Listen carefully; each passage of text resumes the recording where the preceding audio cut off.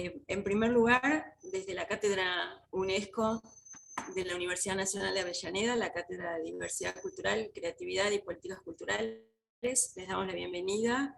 Estamos realmente celebrando esta posibilidad de un conversatorio con el equipo de Alejandra Naftali, el proyecto La Candidatura del Museo ESMA Memoria del Mundo.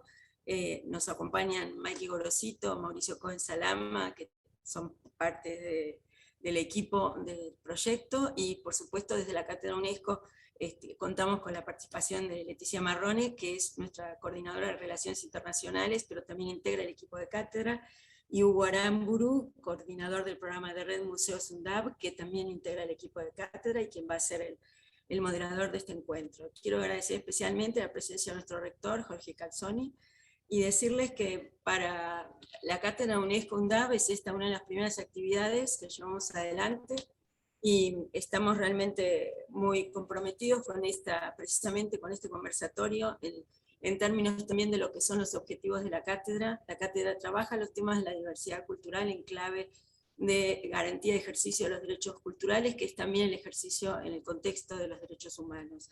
Por lo tanto, los temas vinculados a la candidatura del Museo ESMA Memoria del Mundo no solamente no nos son ajenas, sino que son parte significativa también de nuestras preocupaciones y nuestros ejes de investigación.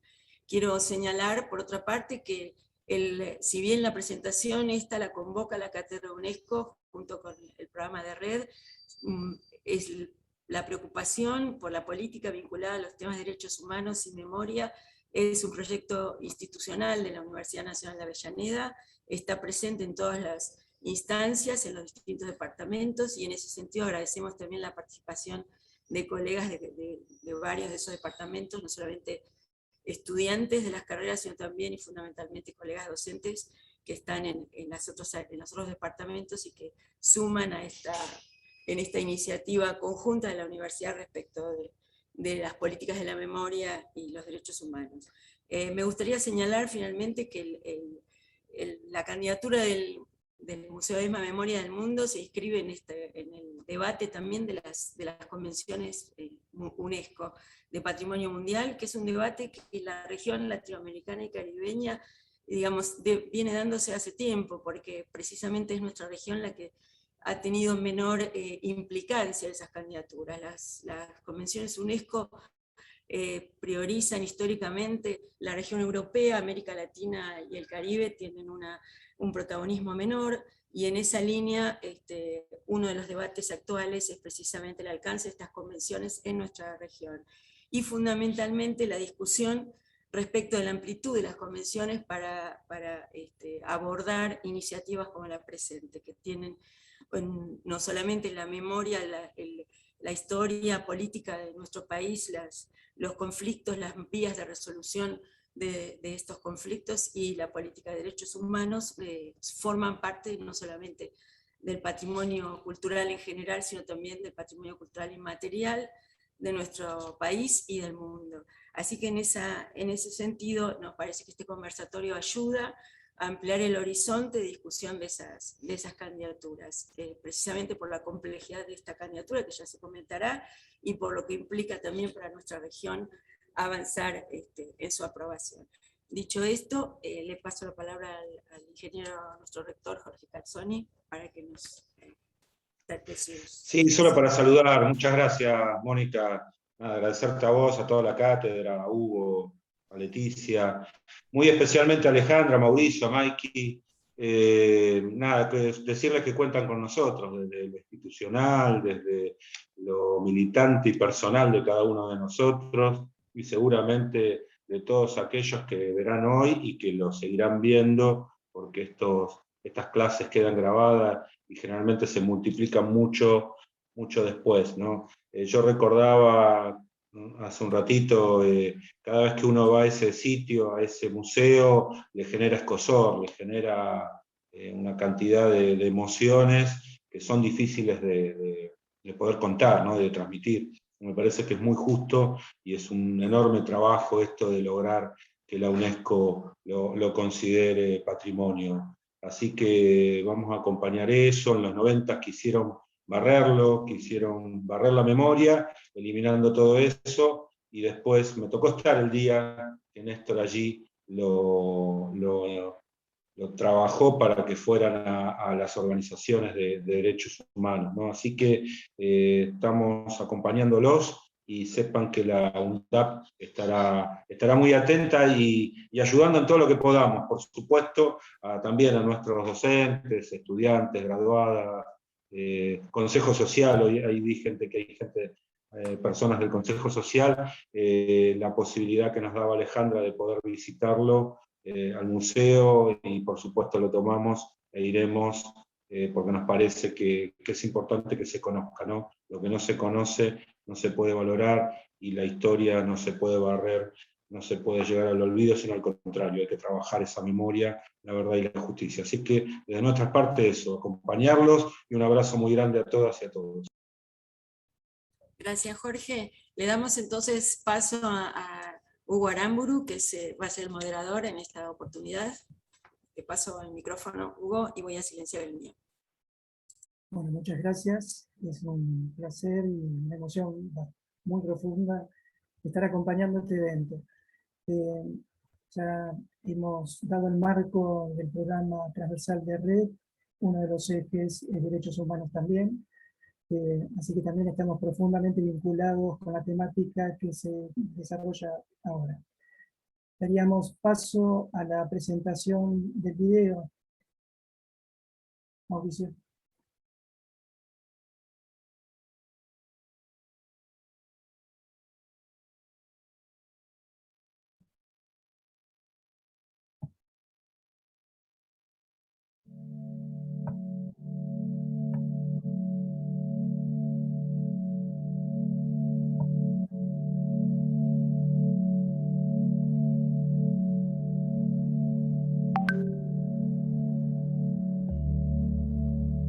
Aquí, en la ESMA, estuvieron detenidos desaparecidos cerca de 5.000 hombres y mujeres, militantes políticos y sociales de organizaciones revolucionarias armadas y no armadas, trabajadores y gremialistas, estudiantes, profesionales, artistas y religiosos. La mayoría de ellos y ellas fueron arrojados vivos al mar. Aquí, en la ESMA, la Armada planificó secuestros y llevó a cabo asesinatos de manera sistemática. Aquí mantuvo a los prisioneros y prisioneras encapuchados y engrillados. Aquí les torturó. Aquí les desapareció. Aquí, en la ESMA, nacieron en cautiverio niños y niñas que fueron separados de sus madres. En su mayoría, fueron apropiados ilegalmente o robados. Muchos de ellos y ellas son los desaparecidos vivos que aún seguimos buscando. Aquí, en la ESMA, se produjo un crimen contra la humanidad.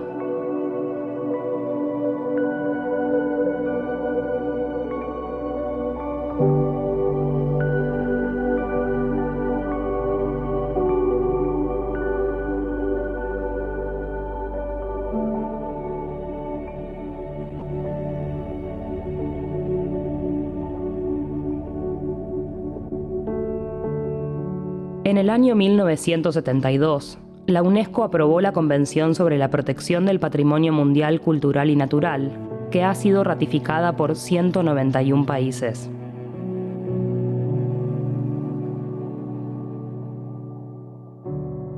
En 2015, el Estado argentino inició ante UNESCO las gestiones para que el Museo Sitio de Memoria ESMA, ex Centro Clandestino de Detención, Tortura y Exterminio, sea reconocido como Patrimonio Mundial, Patrimonio del Nunca Más.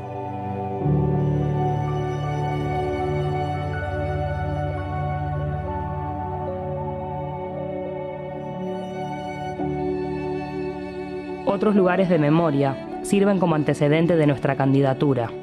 La isla de Gorée en Senegal y el muelle de Balongo en Río de Janeiro, Brasil, testimonios del comercio de esclavos. El campo de concentración y exterminio nazi Auschwitz-Birkenau, en Polonia, símbolo del Holocausto. El Memorial de la Paz de Hiroshima, en Japón, donde se utilizó por primera vez la bomba atómica.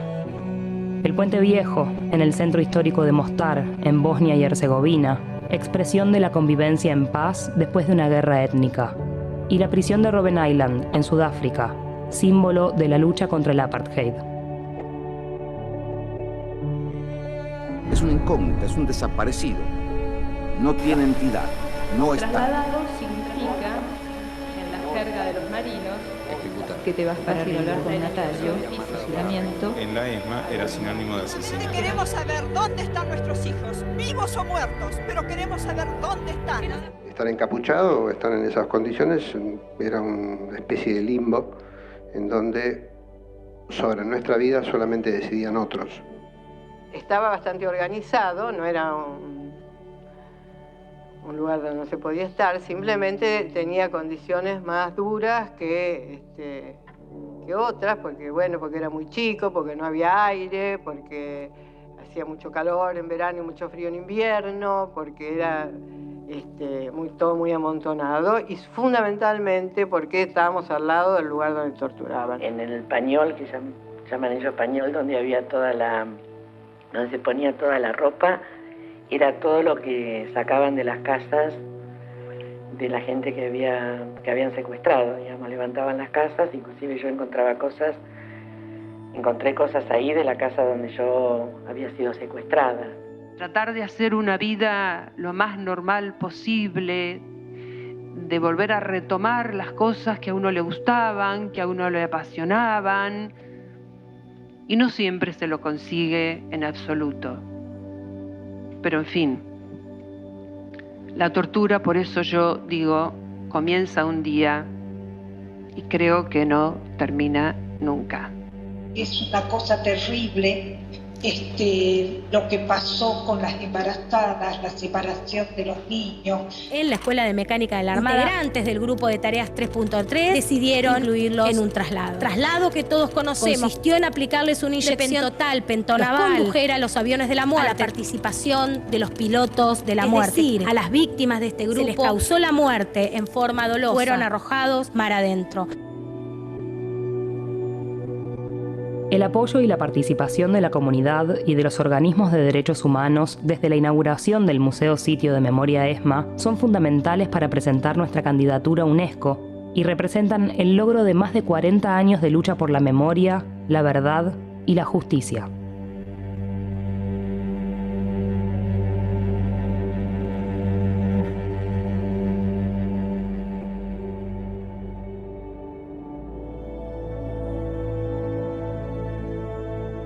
En 2019, dando continuidad a una política de Estado, el Ministerio de Justicia y la Secretaría de Derechos Humanos aprobaron nuestro plan de trabajo para proseguir las gestiones ante UNESCO.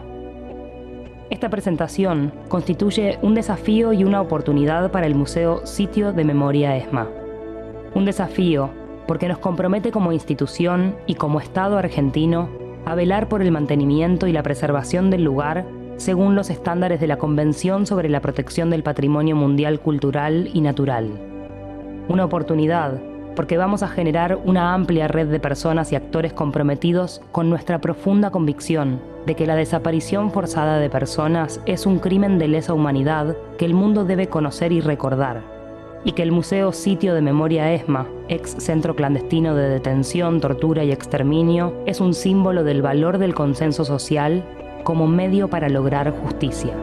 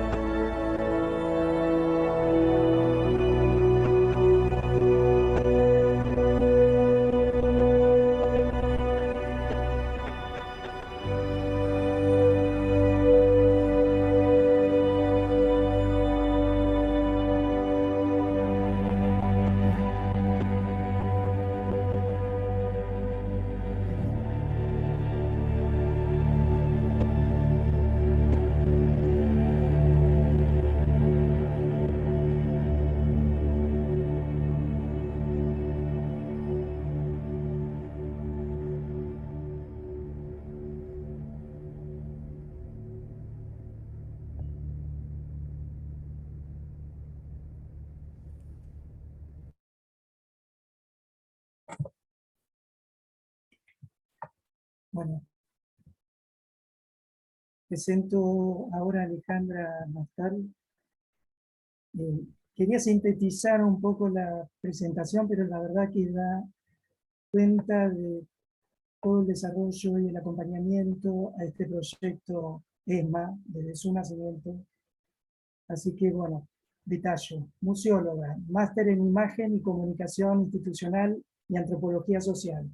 Directora ejecutiva del Museo del Sitio de Memoria ESMA, ex Centro Clandestino de Detención, Tortura y Exterminio desde su inauguración en mayo de 2015.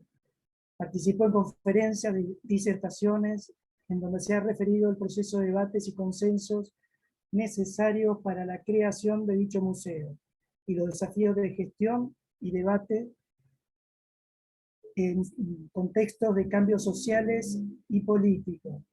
Co-curadora general del proyecto museográfico del museo entre 2012 y 2015. Coordinadora del Archivo Oral de Memoria Abierta, Acción Coordinada de Organizaciones de Derechos Humanos. Realizó investigación, elaboración y desarrollo de la señalética del espacio para la memoria ex-ESMA. En el campo de la sociedad civil es miembro fundador de la Asociación Civil Buena Memoria, directora ejecutiva del Instituto de Diálogo Interreligioso, secretaria de la Comisión de Apoyo del Centro Cultural Haroldo Conti, integrante del directorio del ex espacio ESMA, y del Parque de la Memoria, Monumento de las Víctimas de Terrorismo de Estado. Participó en diferentes producciones audiovisuales, entre ellas ESMA, documental, 4 capítulos, en los largometrajes Crónica de una fuga, Garayo Olimpo, Hermanas, Flores de septiembre. Dio testimonio en causas judiciales, nacionales como internacionales. Como museóloga se desempeñó en la Dirección Nacional de Museos, en la Secretaría de Cultura de la Nación y en el Museo Nacional de Bellas Artes. En el área de la imagen y comunicación institucional y antropología social, trabajó en el Ministerio de Defensa y en campañas de ciudadanía y derechos en los gobiernos de la Ciudad de Buenos Aires y en el Ministerio de Desarrollo Social. Bueno, también en la agencia de noticias TELAM, así también productora de televisión y agencia de publicidad en el ámbito privado. Te doy la palabra. Yo me quedé sin palabras. Bueno, muchísimas gracias, Hugo, por la presentación, y muchísimas gracias a los compañeros y compañeras de la Universidad de Avellaneda, al rector Jorge Calzoni, a la amiga Mónica Guariglio, que nos conocemos hace muchos años, Mónica, a Leticia y sobre todo a los que están presentes, a los alumnos y a los docentes que están participando de este encuentro. Y un saludo del secretario de Derechos Humanos, Horacio Petragala-Corti, de quien depende este Museo Sitio de Memoria. Y por favor, déjenme agradecer públicamente a mis colaboradores aquí presentes, a Mauricio Cohen Salama, Mikey Gorosito y a Poli Sabatés, con los que llevamos adelante este plan de trabajo, y por supuesto a los trabajadores y trabajadoras del Museo Sitio de Memoria ESMA, que son los que todos los días abrimos el museo para recibir virtualmente en la pandemia y presencialmente en los tiempos que corren a cientos y cientos de visitantes que quieren conocer una parte de nuestra historia. Así que muchísimas gracias. Lo que vimos recién es un video, es el video de nuestra campaña, de nuestra candidatura, donde nuestro eslogan, ¿no?, que presentamos en esta campaña de concientización y sensibilización es Museo Sitio de Memoria ESMA, Memoria Argentina para el Mundo, Patrimonio del Nunca Más. Así que ya con esta introducción yo voy a leer algunas palabras y después la idea es que yo voy a hacer una presentación general del museo, de qué se trata, y posteriormente Coco va a hablar bien del plan de trabajo, que es algo que creo que es una herramienta para quienes me dijeron que están presentes hoy, estudiantes de gestión cultural, museología, turismo, derecho, les puede resultar de mucho interés, una herramienta interesante, y posteriormente Mikey nos va a contar todo el trabajo que hicimos, que estamos haciendo de concientización, de difusión de esta candidatura, convocando, según las directrices de UNESCO, a todos los sectores de interés, ¿no?, que tienen que acompañar este proyecto.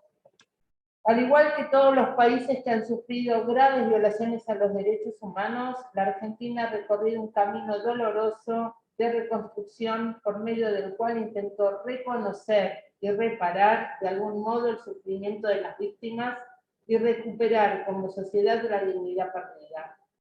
Y si bien en nuestro caso, como en muchos otros, las heridas abiertas no han terminado aún de cicatrizar, podemos estar orgullosos de haber logrado un consenso casi unánime en favor de la cultura del nunca más, y una condena igualmente enérgica y masiva a los crímenes de lesa humanidad cometidos por la dictadura que gobernó el país entre 1976 y 1983.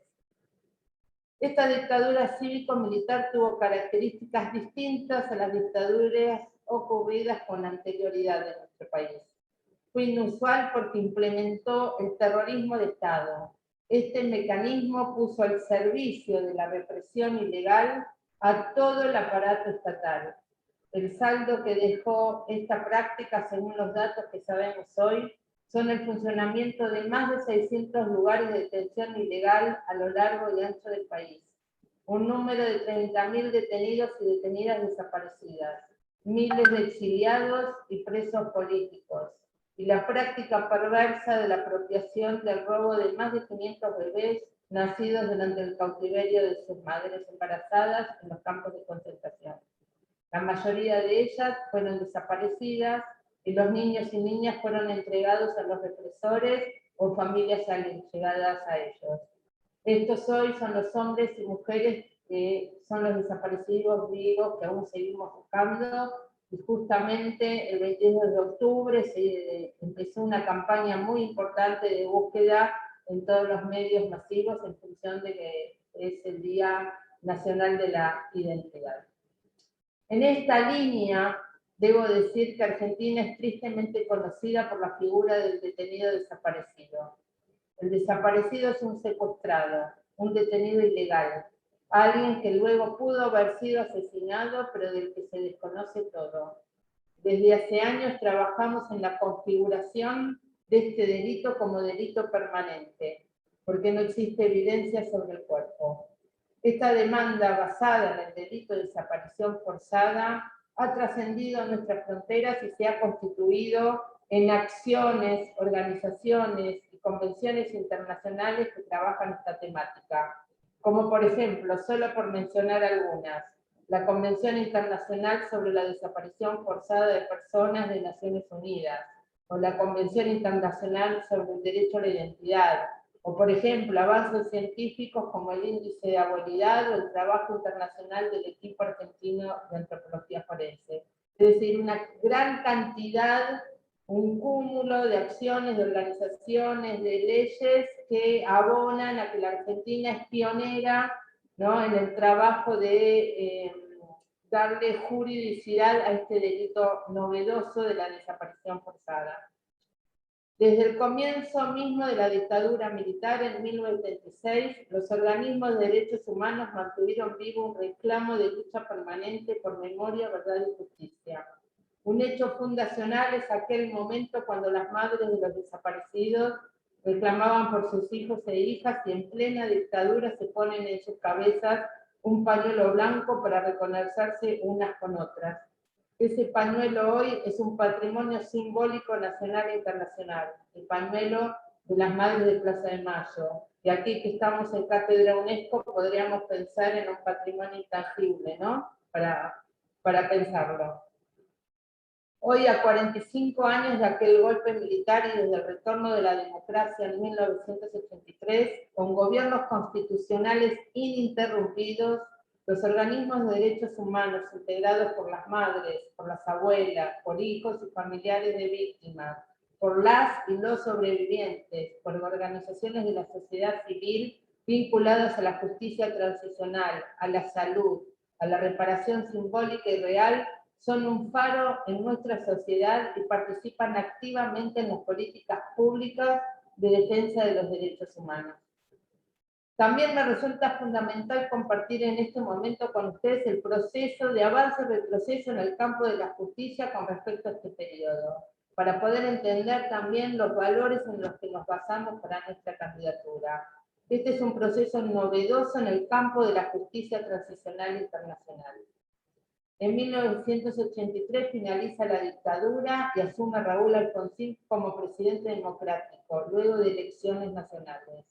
Rápidamente, en 1984 se crea la Comisión Nacional de Desaparición de Personas, la CONADEP, con el objeto de tomar testimonio a las víctimas del terrorismo de Estado.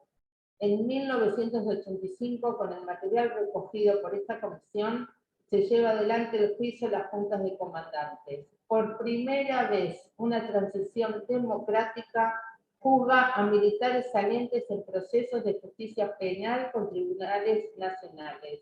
Esto es algo que es un hito en nuestra historia y es un hito también a nivel internacional.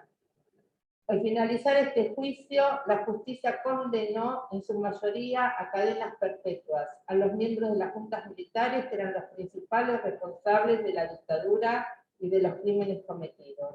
Este juicio había generado abundante cantidad de pruebas para continuar con investigaciones por crímenes de lesa humanidad sobre los subalternos, oficiales y suboficiales. Sin embargo, ante la vulnerabilidad de esta democracia incipiente, en 1986 y 1987 hay levantamientos militares frente a los cuales el gobierno democrático da como respuesta a la creación de las leyes de impunidad que impiden continuar judicializando los crímenes.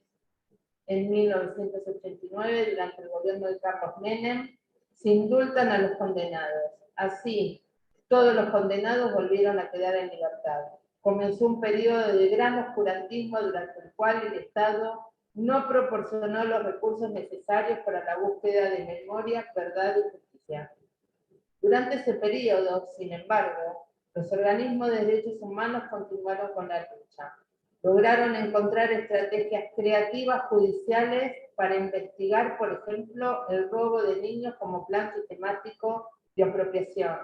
Y también comenzaron los juicios por la verdad, que si bien no permitían las condenas, se habilitaba la posibilidad de testimoniar el derecho a saber. También en esos años se consustanciaron los juicios internacionales bajo la jurisdicción de la justicia universal, en España, Italia, Alemania, Francia, Suecia, en los que se investigó los casos de detenidos desaparecidos nacidos o de origen de esos países. A partir de 2003, con el inicio del gobierno de Néstor Kirchner, comenzó una etapa de enorme articulación entre las demandas de los organismos de derechos humanos y el Poder Ejecutivo.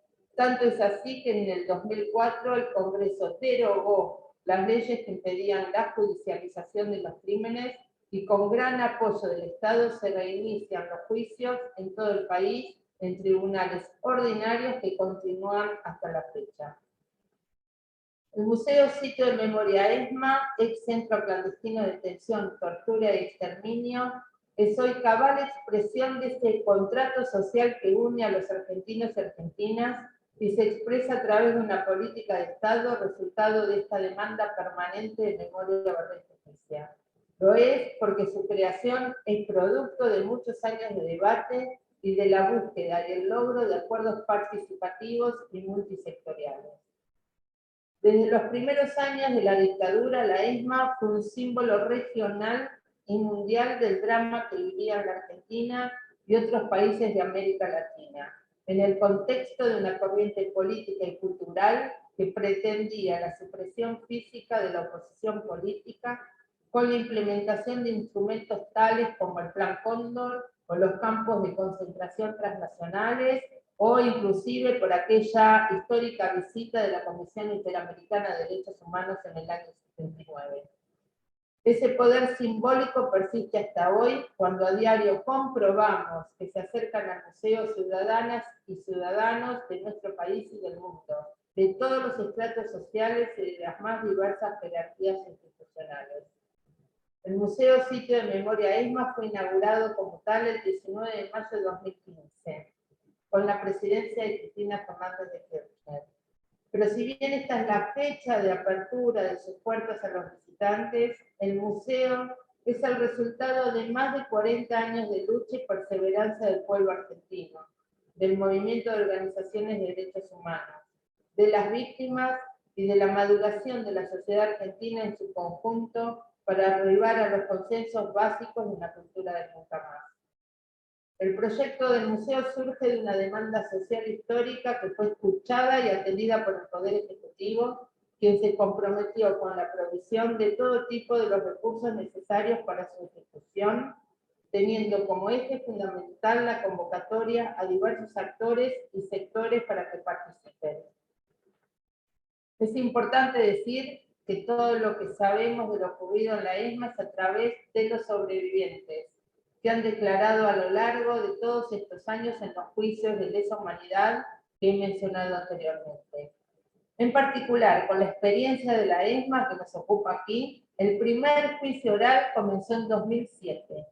Hasta la fecha se realizaron 5 debates judiciales orales por un total de 816 casos de víctimas, 83 imputados con situación procesal resuelta y 58 condenados. El quinto debate, ESMA 5, que tuvo como eje central los delitos contra la integridad sexual cometidos en el campo de concentración, por 3 casos de víctimas, condenó a 25 y 20 años a los marinos Acosta y González por estos delitos. Acaba de terminar hace pocos meses. En la ESMA podemos tipificar los delitos que evidencian un plan sistemático del horror: secuestro, tortura, desaparición, homicidio, asesinatos, violaciones a la integridad sexual, robo de bienes, extorsiones, falsificaciones de documentación, corrupción y asociación ilícita, y como mencioné anteriormente, el robo de los niños nacidos en cautiverio. Por todo esto, hoy podemos decir que en la ESMA se cometió un crimen contra la humanidad. Desde su apertura en 2015, el museo ya fue visitado por más de 400.000 personas, teniendo un crecimiento interanual del 20%. A partir de marzo del 2020, el museo se cerró por la pandemia, pero sorteamos el desafío de continuar nuestra tarea a través de las redes y hoy, lentamente, estamos con una reapertura cuidada y retomando la actividad presencial. Por estos simples antecedentes aquí mencionados y por el carácter pionero y ejemplar a nivel mundial de la actuación de la justicia, creemos que el Museo Sitio de Memoria ESMA debe estar incluido entre los bienes culturales de la lista de Patrimonio Mundial creada por la UNESCO. Sin embargo, nuestra convicción no basta. Debe estar respaldada por una postulación construida de manera laboriosa y en un todo de acuerdo con los criterios internacionales para este tipo de inscripción. Este proyecto es un esfuerzo de todas y todos y representa un desafío político, social y cultural que expresa un acuerdo profundo de todos los argentinos y argentinas, representado por el Estado Nacional, y llegará a ser una contribución significativa para toda la humanidad. Desde hace años estamos trabajando en la construcción de esta candidatura con la participación de los grupos de interés, tanto a nivel nacional, regional e internacional, tal como lo recomienda UNESCO, entendiendo el valor excepcional universal que tiene la ESMA, que simboliza el terrorismo de Estado basado en la desaparición forzada de personas y simultáneamente el logro de la justicia a través de un proceso de consensos sociales y políticos y una fuerte convicción del Estado en mantener las políticas públicas de memoria, verdad y justicia. Con respecto a los criterios establecidos por la UNESCO para esta nominación de bienes culturales, lo que nosotros nos estamos presentando, y como dije posteriormente, Coco y Mikey van a explayarse más, nos hemos preparado con el criterio 3, que dice que el Museo Sitio de Memoria ESMA es un testimonio excepcional de las características y la complejidad del delito de desaparición forzada de personas en el marco de un plan sistemático de represión ilegal. Y el criterio 6, que tiene al museo como el símbolo más destacado de la represión ilegal ejecutada y coordinada por las dictaduras de la región, basada en el delito de la desaparición forzada de personas. Para finalizar, tenemos mucho trabajo por delante hasta junio del 2023, fecha que se definiría la postulación, y hay muchísimo para hacer desde todos los ámbitos del Estado y de los diversos sectores de la sociedad. Hoy existe un debate muy acalorado acerca de la incorporación de los sitios de memoria a la lista de patrimonio mundial, en el que creo que desde la región tenemos mucho para aportar, bien lo decía Mónica en la introducción. Al mismo tiempo, por lo sintéticamente expuesto aquí, creo que desde el campo académico hay mucho por hacer.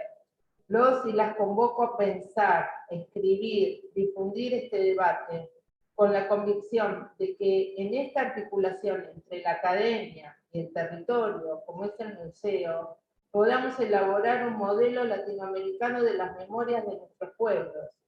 Nuestros países, Uruguay, Chile, Brasil, Argentina, para mencionar algunos, tenemos historias y procesos diversos, pero un sentido común de actuar siempre para fortalecer las democracias y colaborar desde nuestros espacios a construir sociedades más justas, más libres, más igualitarias.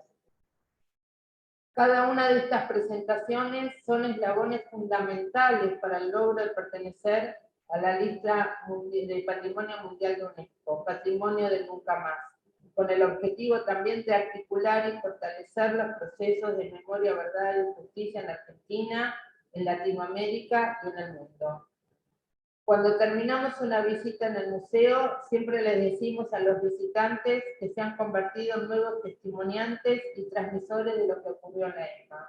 Hoy, después de esta presentación, los y las convoco a que sean también articuladores y transmisores de nuestro proyecto, que estoy convencida podrá aportar un poco más de los sueños para construir y vivir en un mundo mejor. Así que creo que tenemos muchísimo por hacer.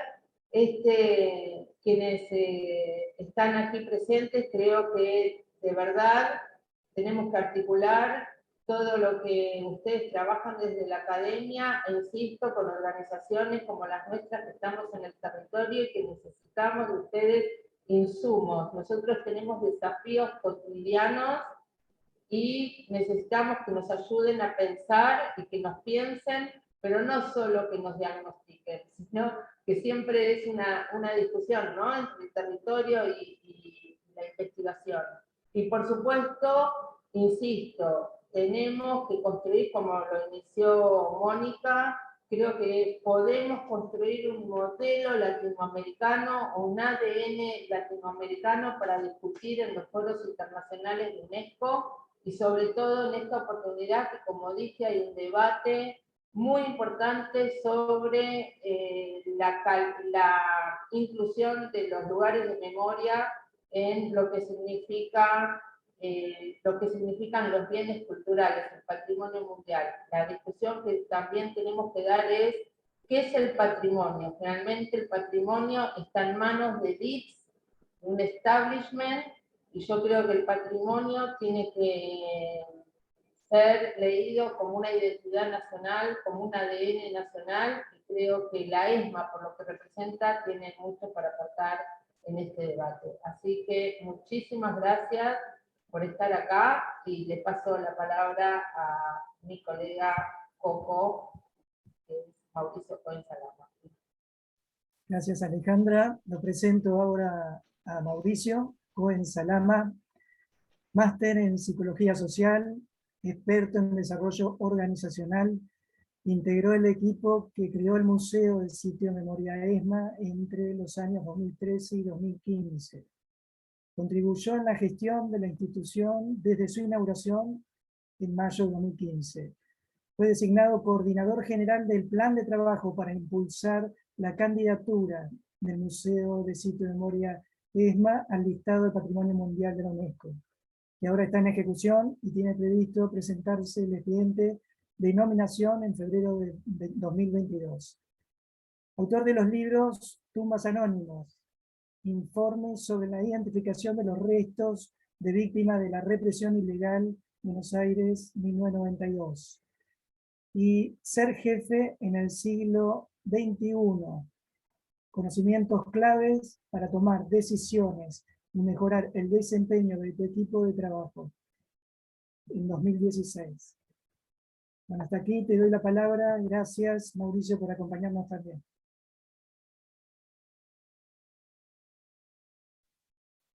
Gracias, Hugo. Te voy a pedir que presentes también a Mikey porque los dos vamos a compartir el PowerPoint y no va a haber tiempo de presentarla después. Genial.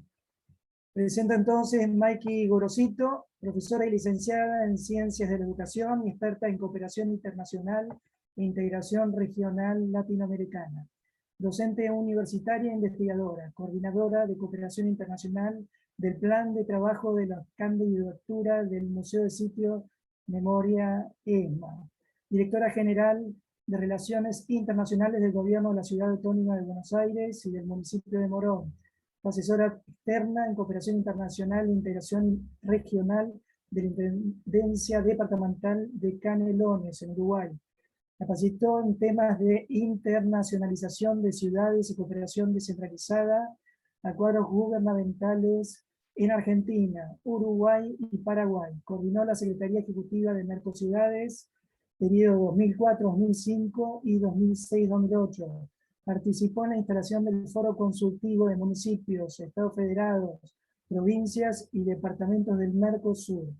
Miembro del equipo de conducción que puso en funcionamiento la unidad de apoyo a la participación social de Mercosur.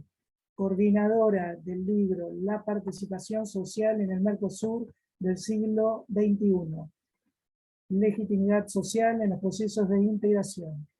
Autora también de diversos artículos sobre participación de entidades subnacionales y participación social en los procesos de integración subregional. Bueno, hasta aquí también les dejo la palabra entonces. Gracias, Mikey. Gracias, Hugo. Lo que vamos a ver con Mikey son algunos detalles del plan de trabajo. Yo ahora les voy a compartir un PowerPoint y con ayuda de este documento les vamos a contar un poco de qué se trata el plan de trabajo. Bueno, en primer lugar lo que tuvimos que definir es lo que nosotros llamamos la estrategia. Esto porque de los más de 1000 bienes culturales que hay en la lista del patrimonio mundial, menos del 1% tienen que ver con memorias traumáticas. Ustedes veían en el video, aquí están las fotos, Auschwitz, Hiroshima, Robben Island, la isla de Gorée y el muelle de Valongo en Brasil, el puente de la ciudad de Mostar, el puente viejo de la ciudad de Mostar, son esos pocos ejemplos. Entonces lo que hicimos fue estudiar cómo habían hecho ellos, cómo se habían presentado. Por ejemplo, en el caso de Auschwitz, vimos que el comité dijo, bueno, vamos a aceptar un solo campo de concentración nazi y ese los va a representar a todos. Así que tuvimos que ver bien cómo enfocar el tema del Museo Sitio de Memoria ESMA, porque no podíamos decir, bueno, hubo violaciones a los derechos humanos, eso no alcanzaba. Teníamos que definir lo que UNESCO llama valor universal excepcional, que en el caso nuestro, como les adelantó Alejandra, es el terrorismo de Estado basado en la desaparición forzada de personas y el poder de la persuasión y el consenso social como medio para lograr justicia. En el caso del terrorismo de Estado basado en la desaparición forzada de personas, tiene que ver con esa técnica ilegal de represión que se generalizó en América Latina en los años 70 y que fue especialmente virulenta en nuestro país, y que a los organismos internacionales les costó entender qué era lo que estaba sucediendo. Hubo que ir a explicar, finalmente se creó un grupo de trabajo en Naciones Unidas y pasado un tiempo, gracias a las denuncias y a la actividad permanente de los organismos de derechos humanos, se logró que la OEA en 1996 aprobara una Convención Internacional para la Protección de las Personas contra la Desaparición Forzada y las Naciones Unidas en 2006 hiciera lo propio. Estamos entonces ante un crimen de lesa humanidad que es específico y que tiene importancia universal, o sea, es excepcional, sucedió en un determinado periodo de tiempo con especial virulencia, pero sigue pasando en muchos países y le importa a todo el mundo. Y por otro lado, el poder de la persuasión y el consenso social tiene que ver con esto que les contaba Alejandra, de que nosotros logramos justicia completa, pero luego de un proceso de consenso social muy laborioso.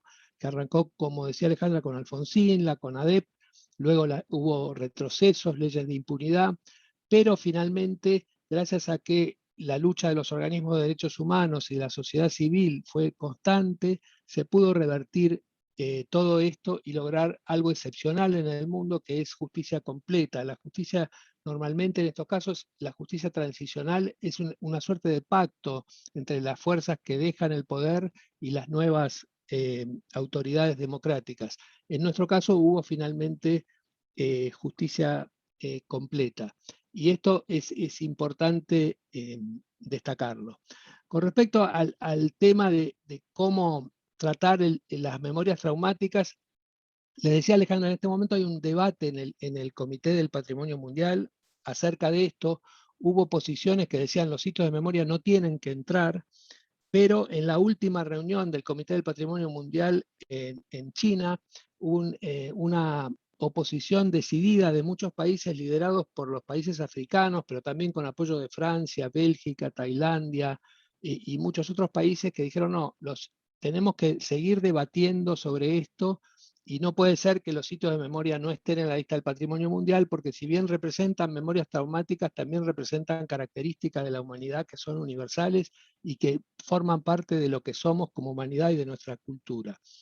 En este momento hay un nuevo grupo de trabajo que empezó a sesionar el 5 de noviembre, del que nosotros participamos como observadores y Alejandra participa como dentro de la delegación argentina.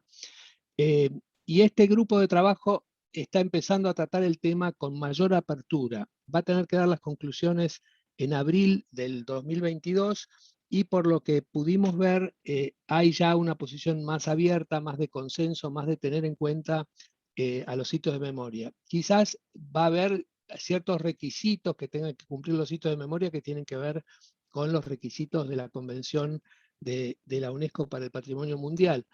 Seguramente esos requisitos van a ser estrictos, pero las puertas no van a estar completamente cerradas, que esa era una posición que había tomado al principio un grupo de expertos y que fue rebatida por los países africanos y por todos los aliados, incluido Brasil en este caso, en la última reunión del Centro del Patrimonio Mundial en China. Bien, nuestro lema es Memoria Argentina para el Mundo, y en esto tiene que ver que el museo no solo habla de lo que sucedió en el centro clandestino de detención que hubo en la ESMA, sino que de alguna manera, como decíamos que en el caso de Auschwitz representa todos los campos de concentración, la candidatura del museo representa el espacio Memoria y Derechos Humanos, que es la ex-ESMA, donde hoy hay instituciones estatales y de la sociedad civil defensoras de los derechos humanos, y también a todos los espacios para la memoria de Argentina, porque hubo en nuestro país más de 700 lugares que se usaron como centros clandestinos de detención, y hoy hay cerca de 45 espacios para la memoria en esos ex centros clandestinos de detención, donde hay equipos que reciben a la gente, les explican lo que pasó y que están en todo el país. En este momento estamos llevando adelante un proyecto de intercambio de conocimientos con todos estos espacios para la memoria de Argentina y con todos los archivos vinculados con la temática de la memoria y los museos que están vinculados con la temática de la memoria. El próximo 16 de noviembre hacemos la 4ª reunión de trabajo para intercambiar experiencias. Lo que buscamos con la candidatura son dos cosas. En primer lugar, la visibilidad de los valores. Nosotros queremos que el crimen de la desaparición forzada y los procesos judiciales sin restricciones sean valores conocidos y que sirvan de referencia en todo el mundo. Y por otra parte buscamos el compromiso del Estado argentino, porque esta es una política de Estado que ha sido refrendada en distintos niveles. Por ejemplo, la Cámara de Diputados de la Nación y el Senado de la Nación votaron una declaración de apoyo a la candidatura por unanimidad. Y entonces lo que queremos es que el Estado argentino, no importa quién esté en el gobierno, se comprometa con estos valores ante organismos internacionales y deba sostenerlos. Y comprometerse con los valores no quiere decir solamente hacer una declaración. Acá hay, como decía, 45 espacios o cerca de 45 espacios para la memoria en todo el país. Está el espacio Memoria y Derechos Humanos en la ESMA. Hay organismos de derechos humanos que han surgido y se han desarrollado con esta experiencia traumática que tuvo nuestro país, y comprometerse con estos valores consiste en sostener a todo este sector.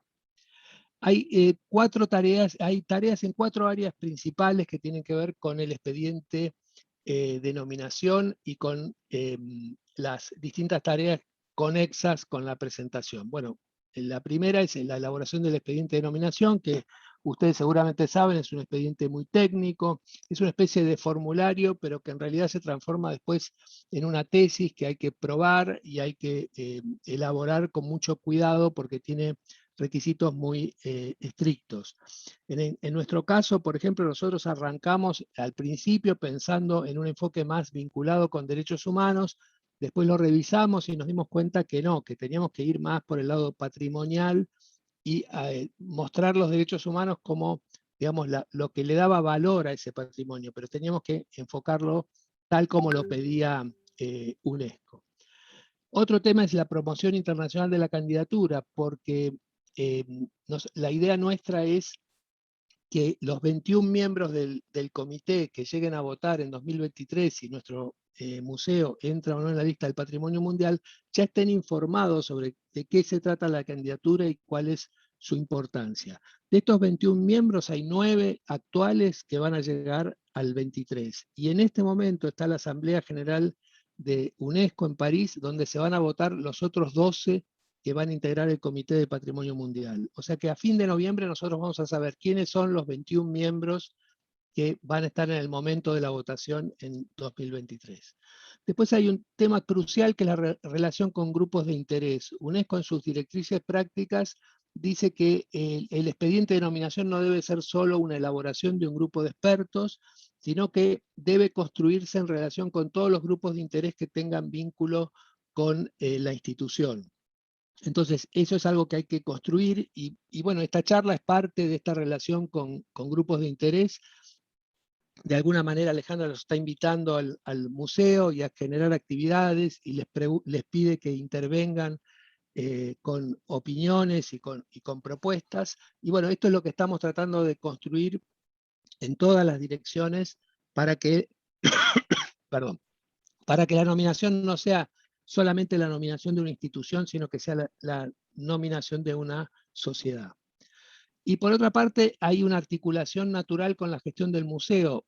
La gestión del museo es la que nutre la candidatura y la elaboración del expediente y la relación con grupos de interés, pero a su vez UNESCO nos lleva a, de alguna manera, multiplicar las actividades del museo y esto influye en la gestión. Con respecto a la elaboración del expediente, bueno, ustedes ven allí una foto de los primeros edificios de la ESMA en la década del 30, y lo que tuvimos que hacer es una historia de la ESMA que se divide en 4 periodos. Está el periodo correspondiente al centro educativo, que fue un centro educativo prestigioso en una época en que las Fuerzas Armadas dominaban la escena política nacional. Después está la instalación del centro clandestino.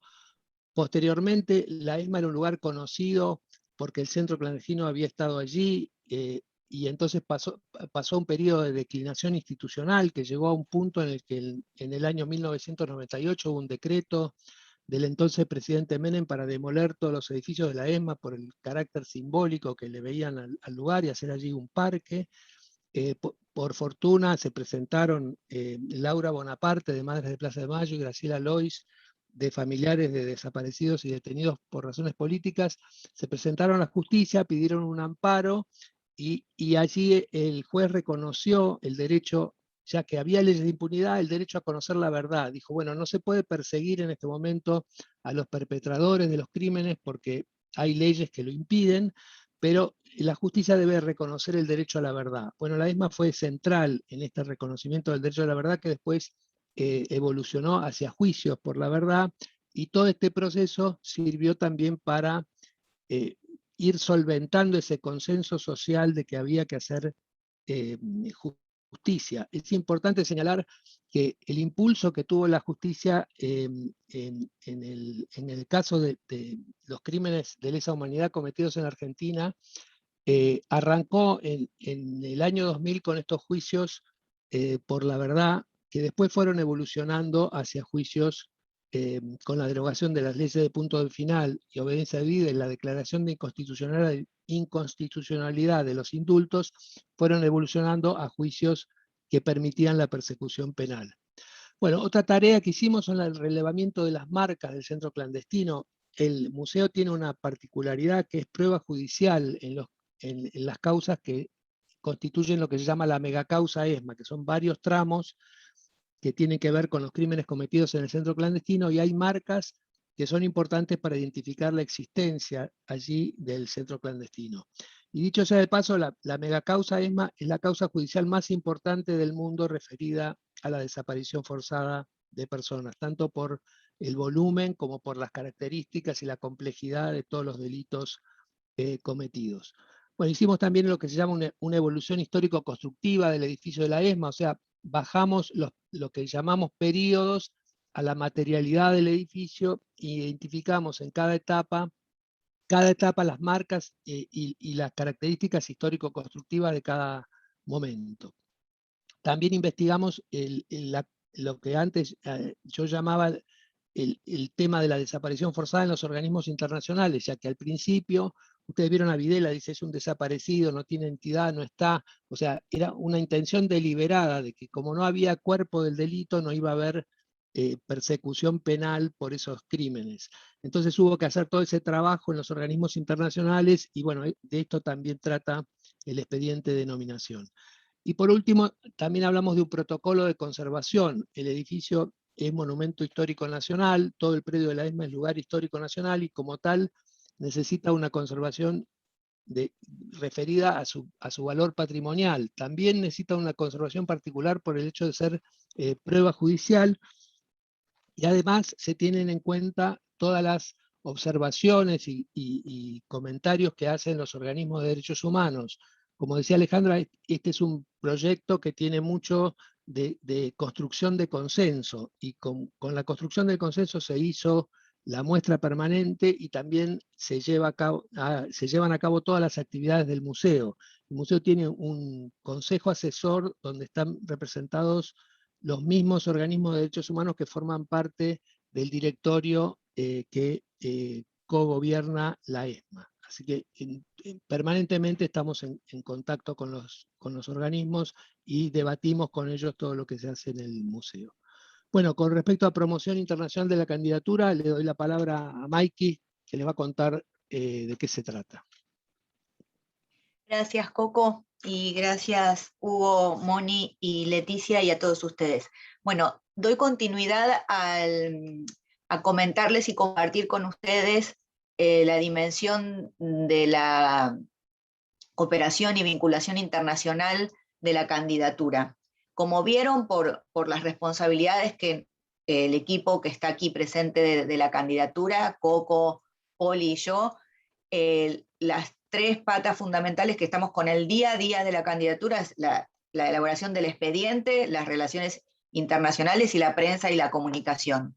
Entonces, en materia de promoción internacional de la candidatura, lo primero que hay que decir es que nosotros nos planteamos para elaborar el plan de acción internacional de la candidatura dos etapas. La primera etapa, que es la que estamos desarrollando y empezamos a desarrollar en agosto del 2019 y hasta 2022 inclusive, es la etapa donde estamos generando todas estas actividades y apoyos que ahora voy a profundizar.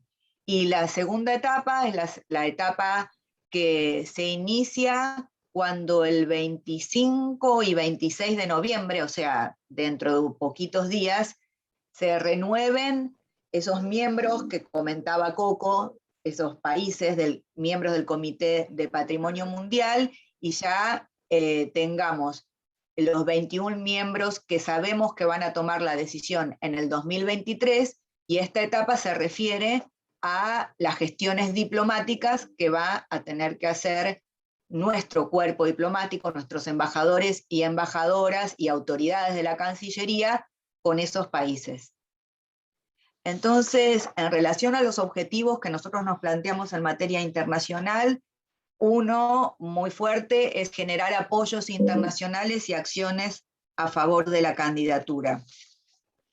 En este sentido, hasta hoy tenemos más de 130 apoyos, que son 130 en el número del listado, pero representan muchos más porque nosotros no trabajamos en la búsqueda de apoyos individuales, sino institucionales, de redes, de colectivos, ¿sí? Entonces, y de parlamentos. Entonces son muchos más que 130 por lo que representa cada uno. Los apoyos que buscamos van desde apoyos de parlamentos regionales como el Parlamento del Mercosur, cito algunos con los que ya contamos. Parlamento del Mercosur, institucionalidades de la integración, como el bloque al que pertenece Argentina, Mercosur, ahí ya tenemos el apoyo de la reunión de altas autoridades en derechos humanos del Mercosur, de la Comisión de Derechos Humanos del Parlamento del Mercosur, del Instituto de Políticas Públicas en Derechos Humanos del Mercosur. Luego también en materia de redes tenemos el apoyo de la red de Mercociudades, que es una red de más de 300 gobiernos locales de América Latina, de la red de sitios y espacios de memoria latinoamericanos y del Caribe, la red LAC, de cátedras UNESCO, como de Argentina, de Chile, de Costa Rica, de Puerto Rico, de México, de los ministros de Educación y Cultura de Centroamérica, de la Comisión de Ciudadanía del Parlamento Europeo, bueno, y muchos otros más que después cuando quedemos en contacto se los podemos compartir.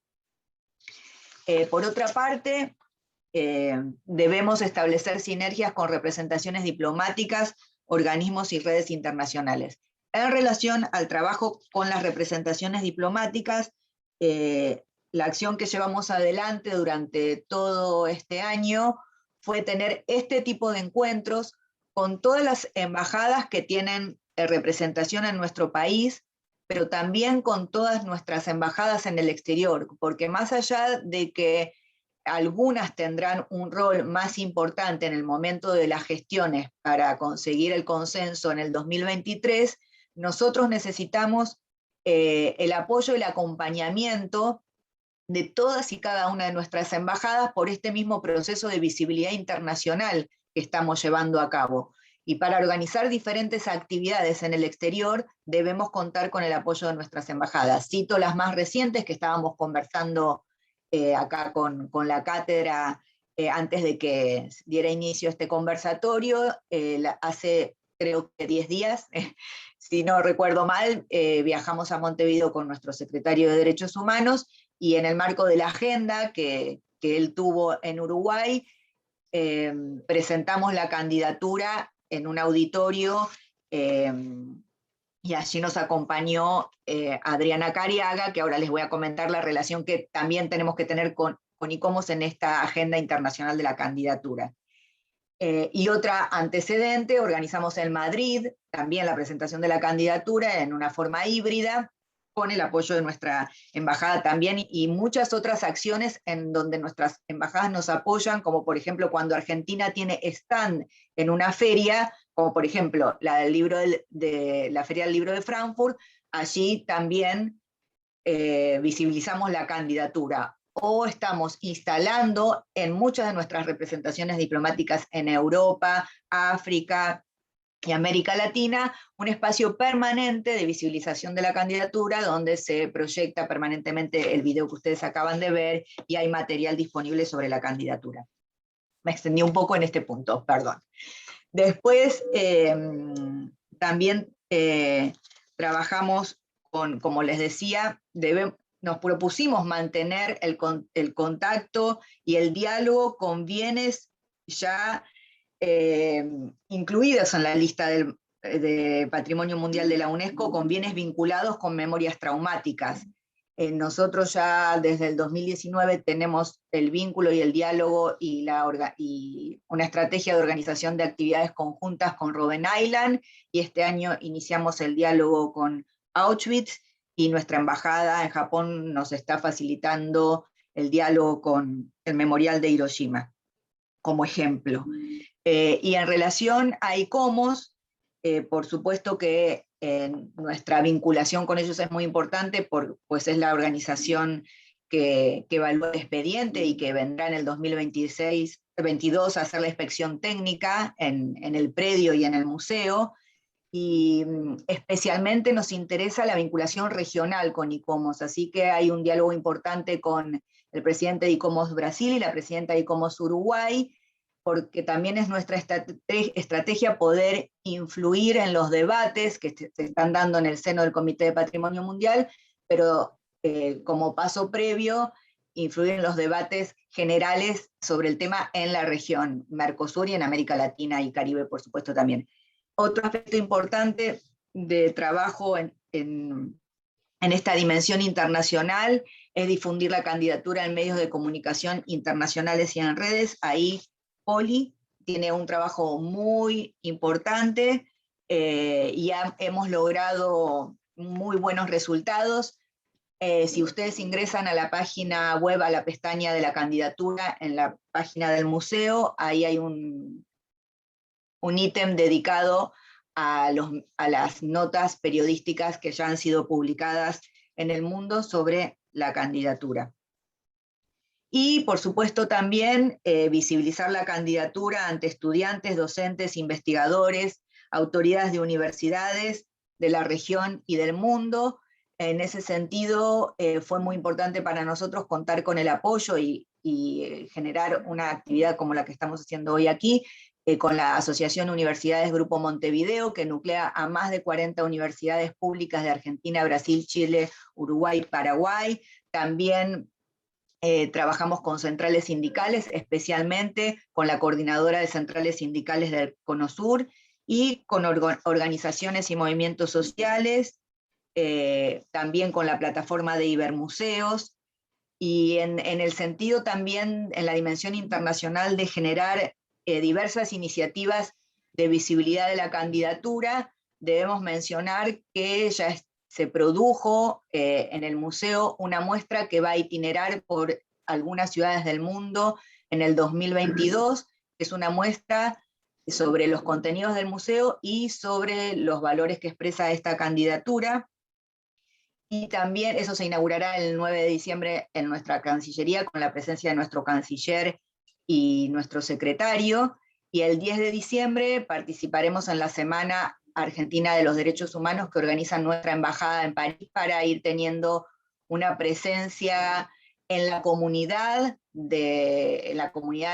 francesa de nuestra candidatura. Olvidé mencionar que el trabajo internacional no solo está ligado al trabajo con la Cancillería, sino que también debemos trabajar con los otros ministerios que forman parte del Comité Argentino del Patrimonio Mundial, especialmente con el Ministerio de Educación, que coordina la CONAPLU. En relación a los grupos de interés, nosotros, respecto de este componente, como también en el componente internacional, nos planteamos como propósito ampliar y consolidar los consensos sobre nuestra postulación. Por eso, como también comentaba Coco, trabajamos con los organismos de derechos humanos que forman el directorio y que forman el Consejo Asesor del Museo. Mensualmente actualizamos ante ellos el estado de situación de nuestro plan de acción. También por supuesto, que también lo mencionó Coco, con los parlamentos. Como grupo de interés es un grupo fundamental, legisladores nacionales y locales. Tenemos el apoyo unánime de la legislatura de la Ciudad Autónoma de Buenos Aires, de la Cámara de Diputados de la Nación, del Senado de la Nación y de la Cámara de Diputados de la Provincia de Buenos Aires. También, en este sentido, de grupos de interés, trabajamos con el Consejo Federal de Derechos Humanos, que cuenta con la representación de todas las autoridades de derechos humanos de las provincias de nuestro país y de la Ciudad Autónoma de Buenos Aires, quienes han dado el apoyo unánime a esta candidatura, con diferentes sectores del Estado Nacional. Un trabajo muy importante que estamos llevando adelante es con el INTI, que a través del área de patrimonio está colaborando y cooperando con el museo. Hace pocos meses nuestro secretario firmó un acuerdo con el presidente del INTI para llevar adelante ese trabajo. Y también, bueno, como estamos viendo en este momento, con universidades nacionales.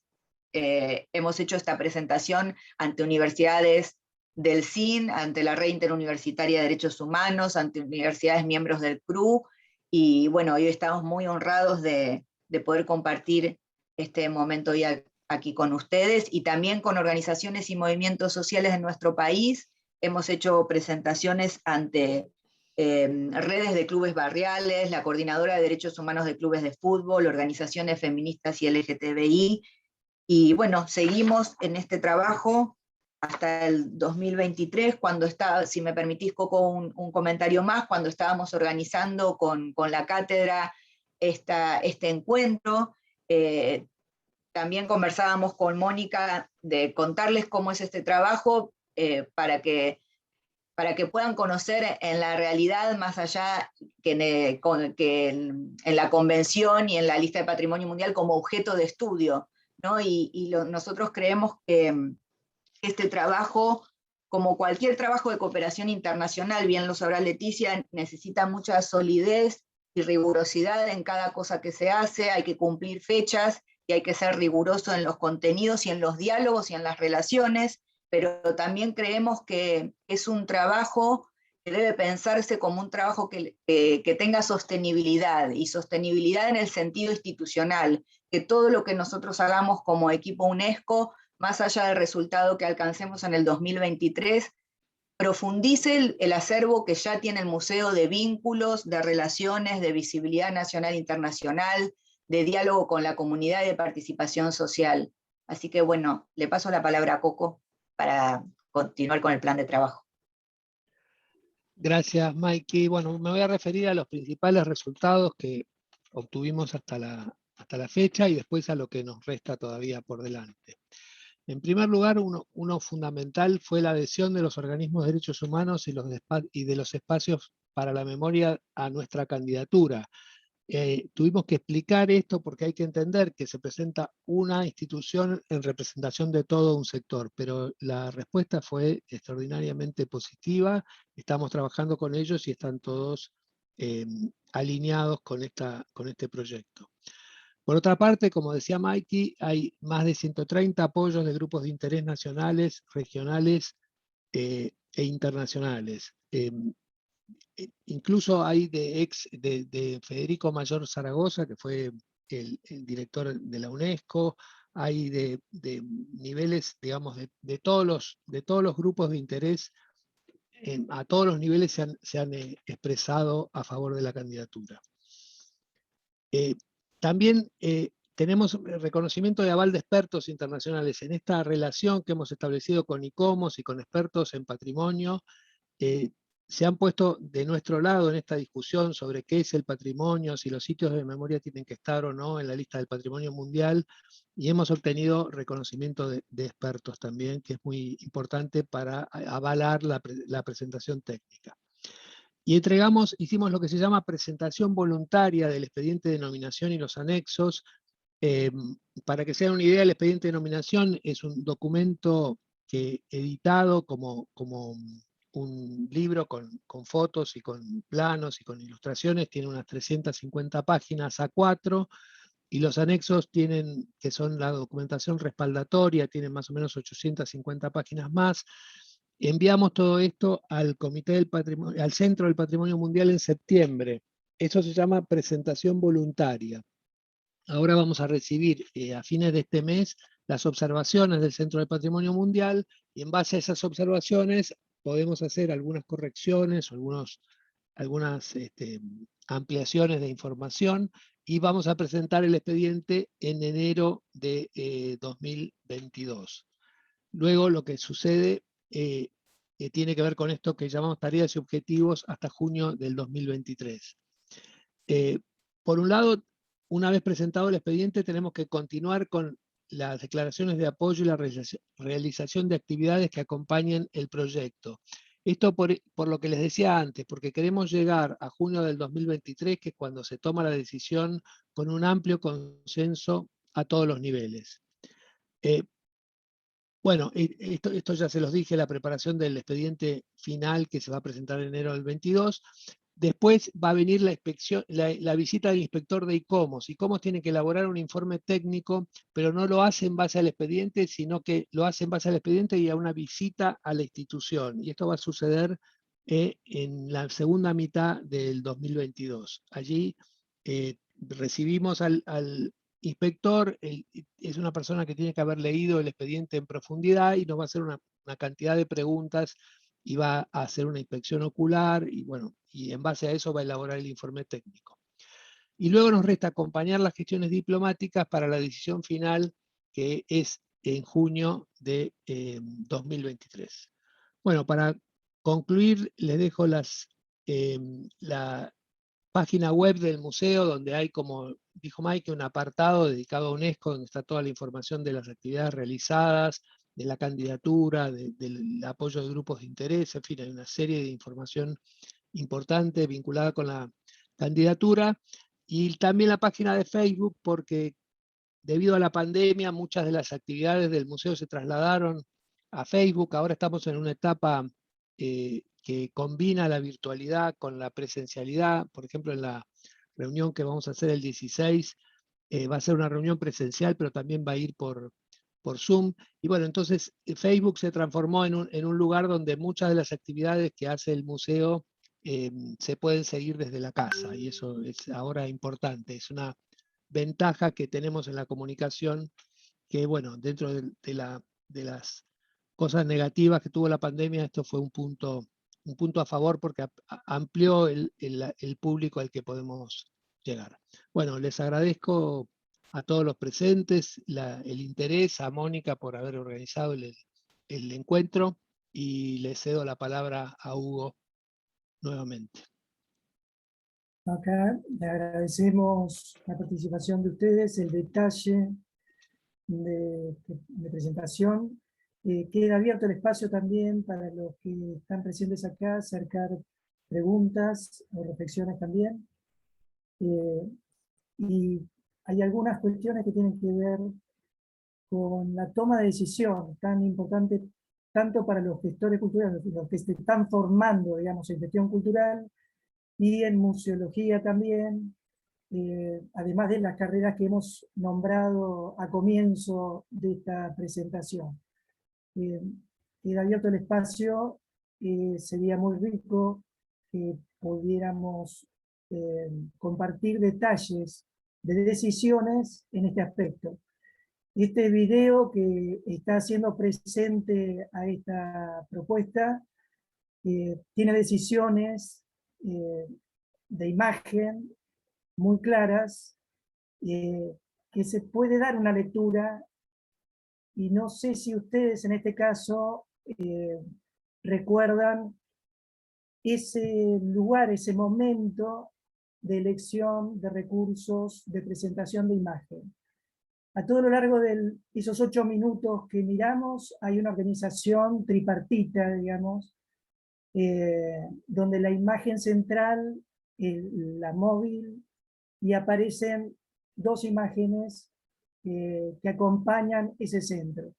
El concepto de trilogía es un concepto que vertebra y atraviesa nuestra cultura desde muchos lugares, y es en esta línea descolonial que está posicionada en nuestra universidad también, amerita de alguna manera ser visible estas decisiones. No sé si soy claro en esto, doy pie como para abrir quizá que acerquen algún comentario respecto a esto.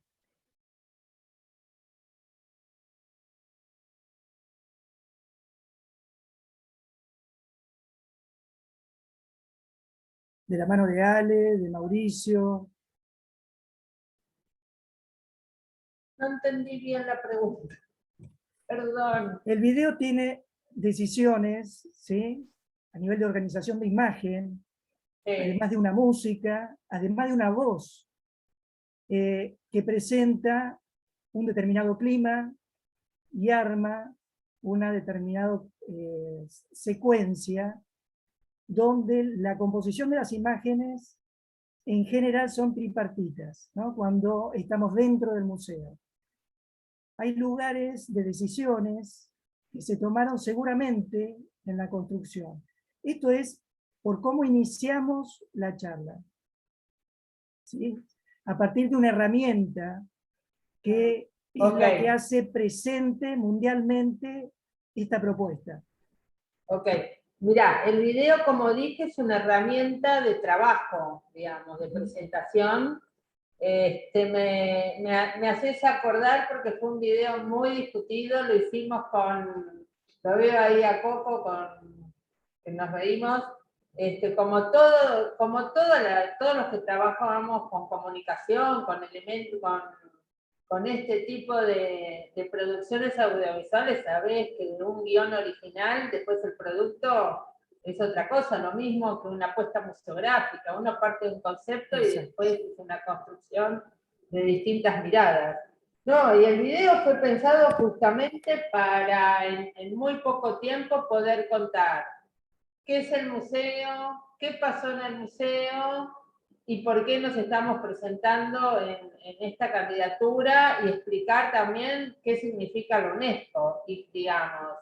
Y bueno, fue muy discutido, en un inicio la pieza era completamente bucólica, casi no había voces, no había testimonios, no aparecía el museo, bueno, y fuimos discutiendo hasta que creo que quedó con un equipo muy interesante de audiovisual, un pibe director que en este momento no sé cómo vos te acordás el nombre, no me acuerdo. Ariel Poggi. Ariel Poggi.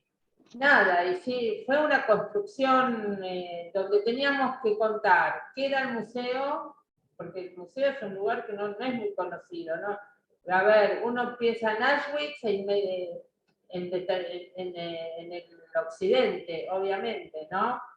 Con todo el poder que tiene la memorabilia de la Shoah. Yo hablo justamente cuando conversamos de cómo nosotros occidente estamos muy influenciados por la manera de recordar, de memorializar de occidente y sobre todo de la Shoah. Sabemos muy poco de qué sucede en otras latitudes del mundo. Y por eso digo que teníamos que en este video mostrar todo esto que queríamos decir. Y bueno, la idea fue mostrar que somos una institución activa, que hay actividades, que estamos en la Convención de UNESCO.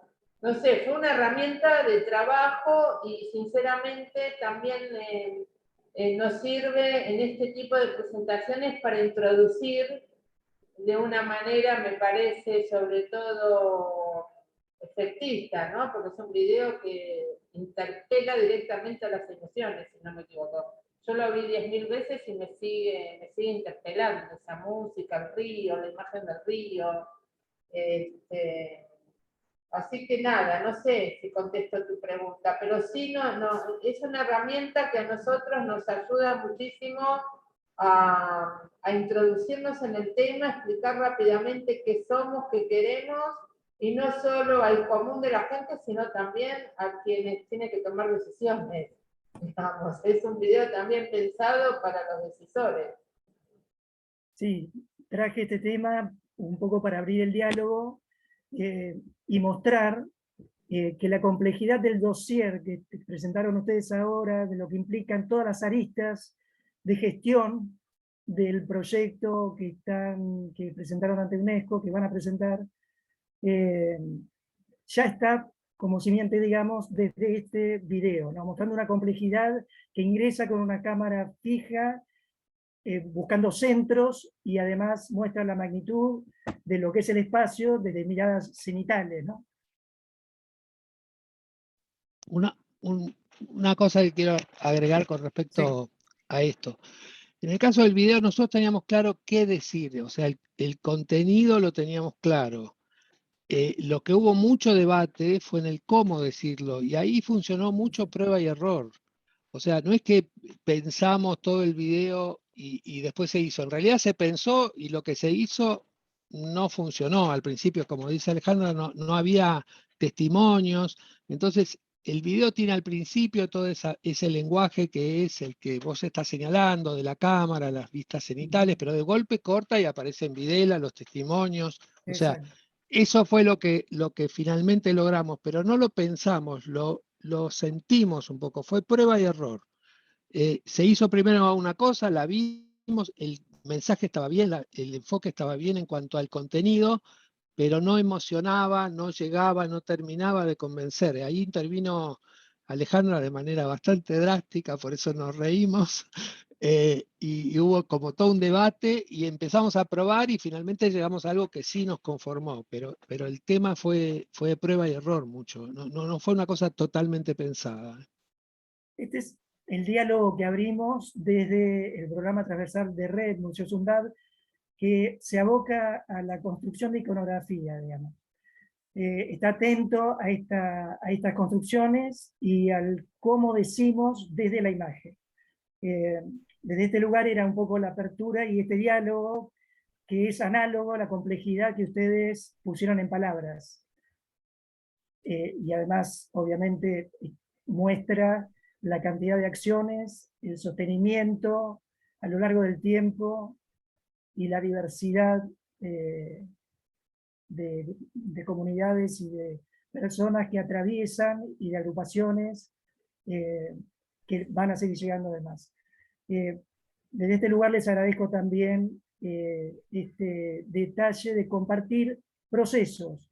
Desde el programa transversal también los congresos que organizamos, uno próximo es el de Epistemologías del Sur, ponemos en diálogo procesos de producción de sentido, procesos de producción de conocimiento en áreas de ciencia, arte y filosofía. Desde este lugar, no en sí el producto, sino hacer visibles esos procesos que permiten hacer, plasmar, digamos, las producciones, hacer concretas las producciones. Mónica. Sí, un comentario a propósito de lo que vos introdujiste, Hugo. A mí me parece que el video da cuenta muy clarísimamente del criterio 3, o sea, el testimonio único. Me parece que en 8 minutos da cuenta de esa excepcionalidad, y me parece que ahí es el mayor logro, ¿no? O sea, porque es muy difícil un dossier de candidatura de patrimonio mundial de estas características y contar con... tener que ejemplificar criterios que son bastante estrechos. O sea, si uno analiza los 6 criterios que tiene la convención en su conjunto, digo, es muy difícil pensar en cuál de ellos entra esta candidatura, y ahí creo que ustedes hicieron una buena definición cuando comentaron precisamente cuáles son los que seleccionaron, y el video me parece que da cuenta de eso, porque también hay otra complejidad que se agrega, y está en algo que presentaban Mauricio y Mike, y que es los protocolos de conservación. Es decir, hay una discusión nueva que se abre respecto del concepto de restauración y conservación, que está pensada desde la lógica de los museos, de los monumentos, etcétera, etcétera. Pero ¿cuál es?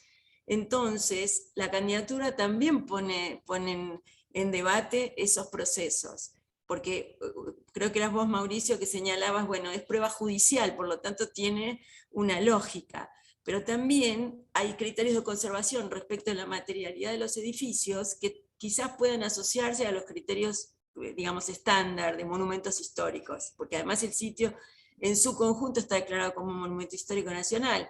Entonces, es decir, ¿cómo articular ese protocolo de conservación con las leyes nacionales que protegen estos tipos de monumentos, que además tampoco están preparadas para pensar estas lógicas? O sea, la ley que declara monumento histórico nacional a toda la ESMA es una ley que bastante conservadora en el sentido de que la ley base de la Comisión Nacional de Monumentos. Entonces digo, me parece que la candidatura pone en tensión permanentemente los criterios establecidos, y creo que eso es un punto, por lo menos desde mi punto de vista, me parece que es un punto de inflexión que abre no solamente el debate que señalaba Alejandra respecto de cómo juegan estas candidaturas, la construcción de una visión propia desde la región latinoamericana, sino también incluso revisar los criterios de monumentalidad, ¿no? Es decir, abre todas esas variantes. Yo creo que ahí esos elementos también hay que ponerlos en juego en el debate, y me parece fantástico todo lo que ha señalado también Mikey respecto de la estrategia, ¿no? Y la estrategia internacional, esa creación de consenso con múltiples actores, le va a dar una fortaleza a la candidatura que entiendo que es justamente por su complejidad es central.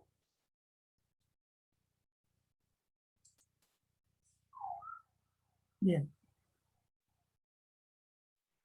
Acá seguramente están viendo los agradecimientos y bueno, les parece, está muy bueno el video también, esos son los comentarios del chat.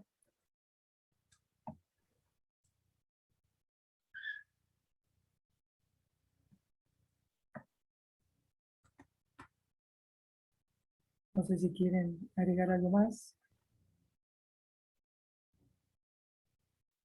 Bueno.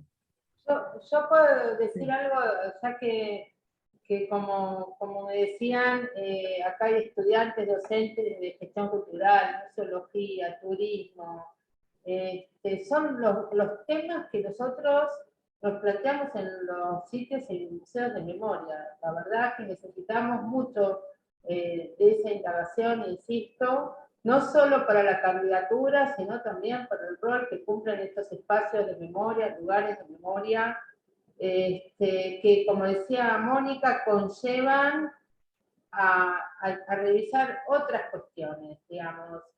Por ejemplo, todo el tema del monumento histórico y también patrimonio. Yo creo que ese es un concepto fundamental ya de por sí, lo que significa patrimonio. Patrimonio es lo que tengo, es mi capital, ¿no? Entonces, cuando estamos hablando de patrimonios culturales, patrimonio histórico, yo creo que es un debate interesante, insisto, para esta articulación entre la academia y las instituciones territoriales. Así que me parece, insisto, de ver cómo podemos continuar trabajando estas temáticas de forma conjunta, digamos, tratando de encontrar, no digo certezas, pero sí líneas de acción, digamos, ya sea para la candidatura o para el futuro, ¿no? de este modelo de memorias, ¿no? Que creo que tenemos mucho para abordar. Entonces, no sé, me parece que el tema del turismo, por ejemplo, ese es un gran tema. Nosotros pensemos también, y por eso los convoco de verdad a todos los que puedan participar el 16 de noviembre a las 2 de la tarde a un encuentro que hacemos con 3 investigadoras del Núcleo Memoria, Claudia Fell, Valentina Salvi y Marina Franco, que investigan sobre ESMA, pero que justamente las convocamos para pensar el presente y el futuro de estos espacios con estas nuevas miradas, ¿no? Entonces, una de las cuestiones, ¿qué pasa con el tiempo histórico, ¿no? De las víctimas, y en un tiempo no va a haber víctimas vivas, cómo es el legado, cómo es la transmisión, qué lugar van a cumplir estos espacios.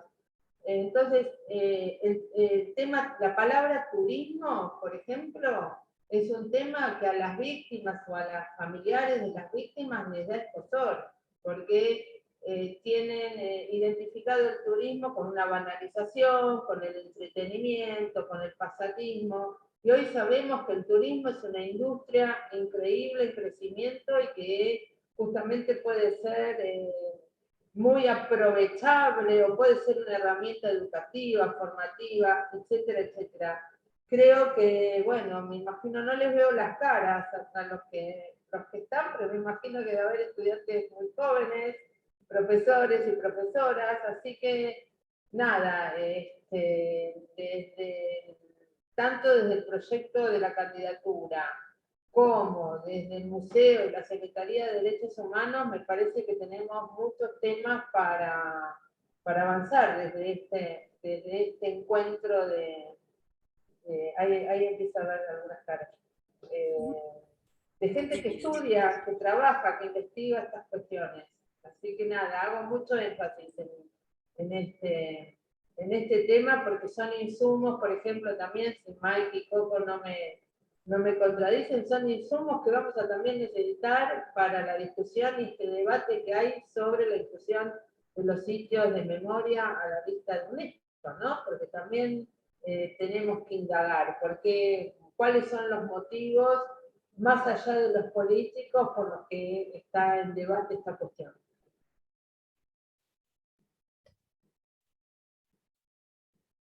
Bueno, Ale, la verdad que traes un tema crucial que de hecho hemos conversado mucho en un espacio de intercambio de todas las áreas que trabajamos el tema de derechos humanos. Ahí la veo a la profesora Verónica Pereira, la profesora Marina Peiró.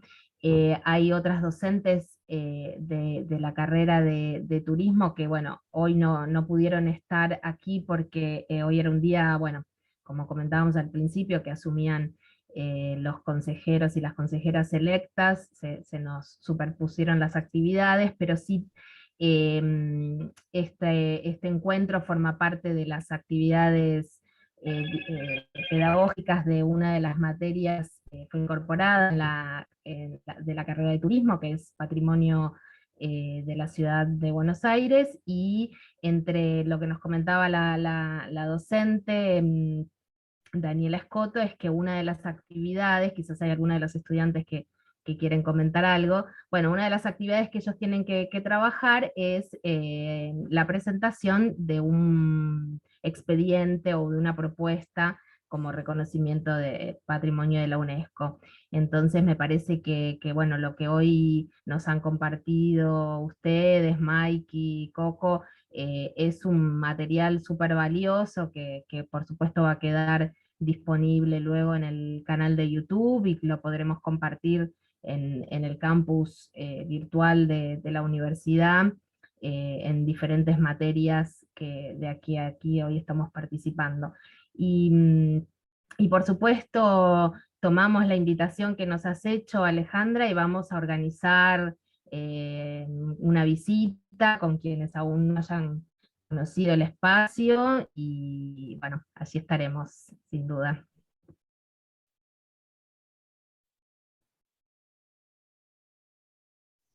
Bien. Bueno, ahora prendieron las cámaras, pero falta que se animen a dejarnos algún comentario, ¿no? Vero Pereira, que estás trabajando estos temas hace mucho. Sí, yo simplemente agradecer una charla interesantísima y agradecer la invitación al desafío de articular el trabajo académico y la investigación académica con las políticas de memoria. Voy a estar presente sin duda el 16 de noviembre y sí, gracias por insistir en ese desafío y en esa articulación. Para mí fue muy rico, la verdad que yo conocía el tema de la candidatura de nombre nomás, y conocer el trabajo de hormiguita muy minucioso y muy pensado, ¿no? que están llevando adelante, para mí fue muy rico y es bien importante. Y es bien importante insistir en esto, ¿no? en cómo... La verdad que desde UNDAV hay muchos lugares desde donde se está pensando en políticas de memoria y en el trabajo de la memoria, desde el Estado, desde la sociedad civil, desde distintos espacios. Entonces, bueno, insistir en esta invitación y en este desafío lo agradezco mucho. Gracias a vos, Vero. Bien, un poco decirles también que, ya lo dijimos en la conversación previa, esta universidad articula áreas, secretarías, departamentos. Las actividades que venimos haciendo en este sentido ensambla cada espacio dentro de esta universidad y con las comunidades. Así que bueno, estamos totalmente en empatía y ansiosos de seguir articulando.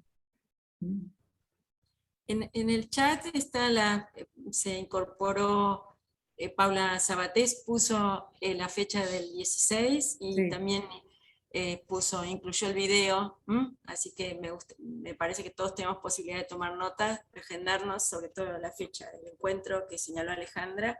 El rector tuvo que retirarse, pero como lo dijo al principio Ale, por supuesto, esto es apenas un inicio y queremos una continuidad. Y bueno, en la línea de algo que señalaba Verónica, lo que decía Hugo, Leticia, digo, estamos por supuesto a disposición y en la medida de nuestras posibilidades y de las distintas áreas, y sí pensar en las visitas que hablamos al principio, pensar en los apoyos institucionales, pensar en hasta dónde podemos nosotros también acompañar esa búsqueda de consenso de que ustedes señalaron. Creo que bueno, algunas modestas herramientas tenemos en nuestro haber como para aportar y acompañarlos en esto, que entiendo y creo que es claro para todos, es una causa de todos y todas, o sea, no es una candidatura a patrimonio mundial, es una causa colectiva, digamos, la memoria de los argentinos y las argentinas, y bueno, es mucho más que la presentación de una candidatura, y así lo reflejan ustedes en el trabajo que están haciendo, ¿no? Creo que eso es lo central, por lo menos esta reunión apuntaba a ver la dimensión de este proceso que ustedes han construido tan esforzadamente, y bueno, acompañarlos en ese sentido. No sé, Hugo, Leti, si quieren. Saludarlos y agradecerle, Ale, Maiki, Mauricio, gracias, y bueno, la propuesta de seguir conectados y articulando. Bueno, muchísimas gracias a ustedes y seguro la vamos a seguir. La seguimos, estoy convencida. Nos vemos pronto. Nos vemos pronto, gracias.